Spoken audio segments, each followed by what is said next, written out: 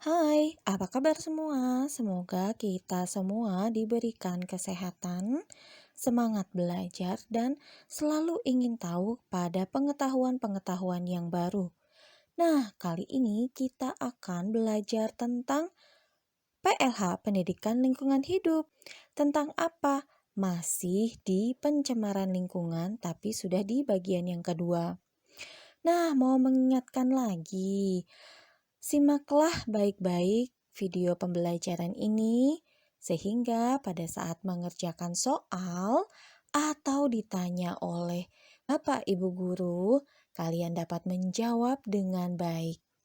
Yuk kita simak materinya. Apa sih yang akan kita tambah pengetahuannya tentang pencemaran lingkungan? Nah, kali ini kita akan membahas pencemaran udara dan pencemaran tanah.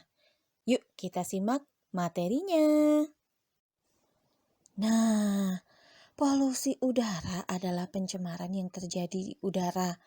Biasanya polutannya atau bahan pencemarannya berbentuk gas atau zat partikel seperti karbon dioksida, karbon monoksida, dan gas berbahaya atau gas beracun lainnya. Nah, penyebabnya dari mana ya?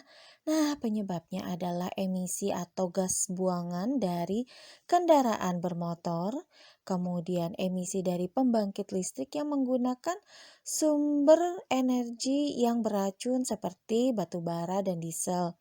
Kemudian ada emisi dari pabrik, asap berupa asap-asap beracun yang dikeluarkan lepas bebas melalui udara. Dan ada juga nih yang sifatnya dari alam, yaitu gunung meletus. Tapi apa ya dampaknya pencemaran udara yang kita rasakan? Ada dampak langsung yang dapat dirasakan oleh manusia seperti asma, infeksi saluran pernafasan, dan kanker paru-paru. Nah, buat kalian yang tahu nih ada gambar beberapa contoh pencemaran udara yang selalu kita lihat di dalam kehidupan sehari-hari seperti kendaraan bermotor, asapnya ada yang hitam.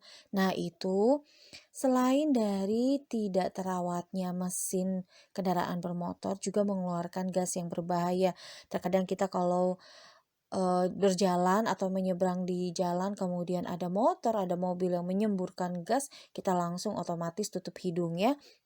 Lalu kalian juga kalau melihat pabrik-pabrik nih yang tabung-tabungnya besar terus mengeluarkan asap ke udara, itu juga pencemaran udara. Nah, kebakaran hutan pun karena ulah manusia dalam membuka lahan atau kecerobohan manusia di dalam menebang hutan yang akibatnya bisa juga dengan kebakaran, yang merokok sembarangan di hutan, itu juga menyumbangkan pencemaran udara yang cukup besar karena pemadaman kebakaran hutan itu tidak 1-2 jam, terkadang bisa panjang waktunya beberapa hari, beberapa bulan seperti itu. Oke? Nah, bagaimana sih cara pencegahan dari pencemaran udara? Nah, seperti yang kalian tahu, gas yang dikeluarkan oleh kendaraan bermotor yang sangat berbahaya bagi pernafasan manusia adalah gas monoksida. Maka, kita dapat melakukan kebiasaan baru yang dapat menyelamatkan lingkungan dan mencegah pencemaran udara. Seperti apa sih? Nah, kalau kalian lihat ada Car Free Day, artinya bebas kendaraan bermotor. Nah, kita bisa beralih dari kendaraan pribadi menggunakan transportasi umum seperti bis, kemudian bersepeda ya, ataupun berjalan kaki. Kemudian tidak membakar sampah plastik yang mengeluarkan gas beracun ya. Kemudian menghentikan kebiasaan merokok. Nah, kebiasaan merokok ini kan sudah menjadi kebiasaan yang umum, merokok itu katanya untuk melepas stres. Kita dapat membayangkan satu orang satu bungkus, kemudian bermiliar orang anggaplah sebagian dari penduduk bumi merokok. Berarti berapa miliar manusia yang mengeluarkan gas beracun ya. Kemudian kita dapat memelihara lebih banyak tanaman atau menanam pohon ya. Nah, itu untuk kebiasaan secara pribadi.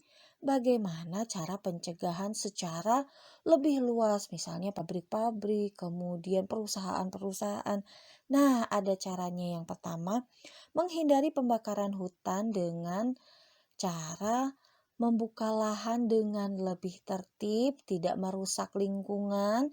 Kemudian yang kedua adalah menghindari gas buangan dari kendaraan bermotor. Nah, mesin kendaraan bermotor itu dapat dirawat dengan baik, kemudian melakukan pengecekan emisi secara teratur sehingga dapat meminimalisasi atau mengurangi gas buangan yang berbahaya. Kemudian menanami lahan yang kosong dengan pepohonan yang dilakukan oleh misalnya Dinas Kehutanan nih, ada lahan pemerintah yang kosong dalam skala besar ya. Kemudian menanam kembali hutan yang terbakar walaupun membutuhkan waktu yang lama ya untuk menumbuhkan pohon, tapi tidak apa-apa, dapat ditanami kembali. Nah, itu tugas dengan skala besar ya, tugas kita sebagai manusia yang menghuni di alam ini. Jadi, kalau kita ingin hidup sehat, maka kita harus memperlakukan alam dengan baik pula. Oke, sekarang kita lanjut ke pencemaran tanah. Nah, pencemaran tanah atau polusi tanah adalah pencemaran yang terjadi di tanah karena kerusakan yang dilakukan oleh manusia. Contohnya bisa dari sampah plastik, limbah pabrik, dan juga lain-lain.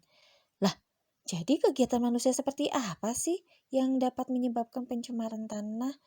Nah, yang pertama adalah aktivitas pertambangan yang menggunakan bahan-bahan beracun. Nah, pertambangan seperti mencari batu bara, emas, intan, itu kan menggunakan gas-gas beracun dan zat-zat cair. Nah, zat cair yang meresap ke tanah tentu akan merusak kandungan unsur hara tanah untuk menyuburkan tanaman. Lalu yang kedua, aktivitas menggunakan bahan yang tidak dapat didaur ulang seperti plastik, kemudian dibuang ke tanah. Nah, kalau kalian lihat nih gambar yang pertama, itu ada tumpukan sampah yang banyak sekali yang dibuang begitu saja oleh manusia. Nah, kalian tahu bahwa sampah-sampah ini terkena air hujan itu dapat mengeluarkan gas beracun. Nah, air ini kan akan diserap oleh tanah, maka zat-zat beracun pun akan diserap oleh tanah. Nah, kalau gas-gas beracun atau zat-zat cair beracun ini kemudian diserap oleh tanah, pastinya tanah menjadi tidak subur ya. Kemudian ada penggunaan pembasmi hama dan pupuk yang terbuat dari bahan kimia untuk pertanian secara berlebihan. Nah, kalian bisa melihat di gambar yang ketiga, itu satu lahan pertanian itu banyak sekali yang menyemprotkan pestisida. Nah, itu kan berarti kandungan zat beracun yang diserap oleh tanah itu kan juga sangat berbahaya. Pernah tidak kalian melihat buah yang warnanya putih? Tomat yang kalian beli di pasar warnanya putih. Nah, itu adalah penggunaan pestisida yang berlebihan, ya. Berlebihan tuh artinya sangat banyak, melebihi dari aturan yang berlaku. Nah, itu bisa membuat tanah menjadi rusak, retak-retak, tidak bisa ditanami lagi. Nah, kalian tahu bahkan dampaknya itu pun dapat menyebabkan masalah kesehatan bagi manusia. Buah yang disemprot pestisida selain cairannya diserap oleh tanah, bahan makanan yang akan kita makan seperti sayur-sayuran dan juga tanaman-tanaman yang kita makan itu kan nempel di buah, di sayur. Nah, kalau kita tidak mencuci dengan bersih, kandungan karsinogennya dari pestisida yang beracun itu kita makan. Sedikit, sedikit, sedikit dari kecil sampai dewasa, tiba-tiba saat dewasa kita tiba-tiba menjadi punya kanker. Nah, itu berasal dari makanan. Sekarang banyak orang yang mengalami gangguan kesehatan karena faktor makanan. Kenapa? Karena makanannya sudah diracun oleh pestisida, ya.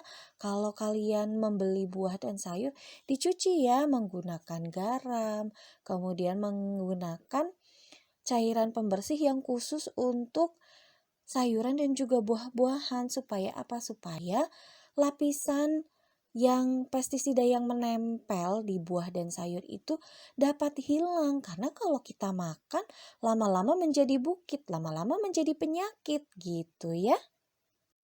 Jadi bagaimana ya cara pencegahannya?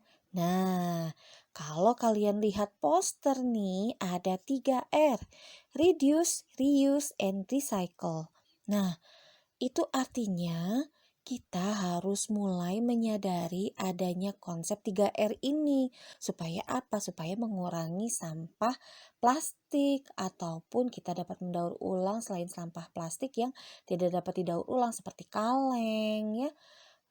Plastik tadi sudah, kemudian ada juga bahan-bahan yang lain mungkin tabung-tabung yang botol-botol kaca juga itu kan juga tidak bisa didaur ulang ya, itu mau tidak mau harus digunakan kembali. Nah, kemudian kita harus membuang sampah dengan benar dan tidak membuang sampah sembarangan ke tanah. Nah, pembuangan sampah pun harus ke tempat yang jauh dari area pemukiman. Kenapa? Kalau misalnya ada tempat pembuangan sementara di samping rumah nih, kebayangkan tumpukan sampah itu selain mencemari tanah juga membuat bau tidak sedap ya buat kita. Kemudian lakukan berkebun organik dan makan makanan yang organik tanpa menggunakan pestisida. Oke deh, sampai sini dulu materi PLH tentang pencemaran udara dan pencemaran tanah. Mengingatkan sekali lagi, jangan lupa disimak baik-baik video pembelajarannya supaya kalian dapat memahami. Kalian bisa mencatat dengan pause terlebih dahulu supaya tidak mengulang-ulang kembali ya, atau di-download supaya bisa ulangi lagi kalau memang ada yang tertinggal. Sampai sini dulu materi PLH kali ini. Sampai jumpa di materi berikutnya. Terima kasih. Dah.